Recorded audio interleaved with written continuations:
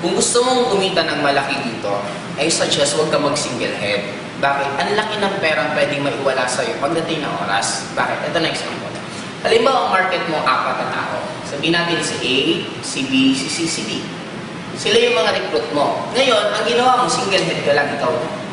Ngayon, kung re-recruitin mo si A, si B, si C, D, paano mo? Since binary tayo, left, right lang. Dito mo ilalagay si A, dyan mo ilalagay si B.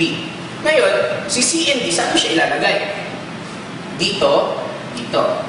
Ngayon, magkano ang kikitain mo? 4 na 500. Kikita kang 500 pesos dito, additional 500. Kikita ka ulit ng 500, and additional 500. In short, direct referral pa lang, kumita ka na ng 2,000 pesos.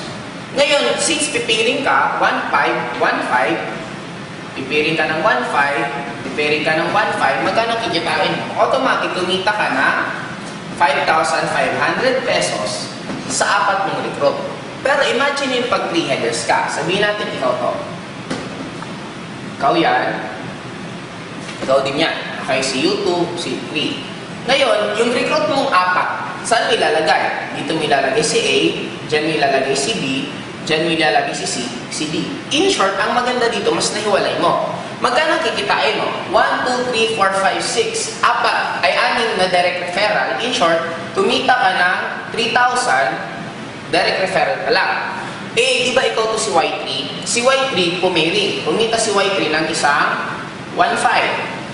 Eto, si Y2 nagpiring. Kumita siya ng additional 1,500. Eh, ikaw pa rin to. Magkano kikitain mo? 1,500, 3,000, 4,500. In short, kumita ka ng additional 4,500. Ilan lahat ang kinita mo? 10,500. Same effort. 4 ang i-recruit, 4 din dito, 4 din dito. Kaya na ano naging difference? Nag-differensya na magkano? Automatic differensya na agad ng 5,000 pesos. What more? Imagine mo na lang ito. Sabihin na natin, pakita ko sa inyo. What if nag-recruit ulit? Sabihin natin, yung 4 na lang. Okay? Ito nag-recruit ng isa, ito nag-recruit ng isa, 1, 2, ito 3, ito 4.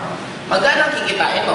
Automatic, pipiling siya, kumita ka ng 1,500, 1,500, meron kang additional 3,000 pesos. What if eto, nag-recruit ng tig-isa? Isa. 1, 2, 3, 4. Si Y2, kumita siya ng 1,500. Si Y3, kumita siya ng 1,500. Si Y2, ay si Y, kumita siya ng 1,500, 3,000. Automatic, ang total mong tinita, 6,000. Magkano lang difference? 3,000. Kaya kung lumaki pa ito nung lumaki, dati nga tayo, mas lalong malaki yung mawawala sa yung income. Kaya kung ang plano mo yun na naman, karirin talaga to, in short, gusto mo talagang kumita dito ng malaki at tatrabahoin mo, eh suggest 3 to 7 heads, yun ang gawin mo. Napakaganda naman. Huwag ka lang magsisingle head kasi darating talaga ang time, manginginayang ka. Pwede kang mawala ng milyon. Imagine mo, pag lalong dumami yan, ito nga, nag-negative ko pala ng 3,000. Eh what if 10 dyan, that is already 30,000. Kaya I suggest, itong gawin mo kung gusto mong kumita dito ng malaki.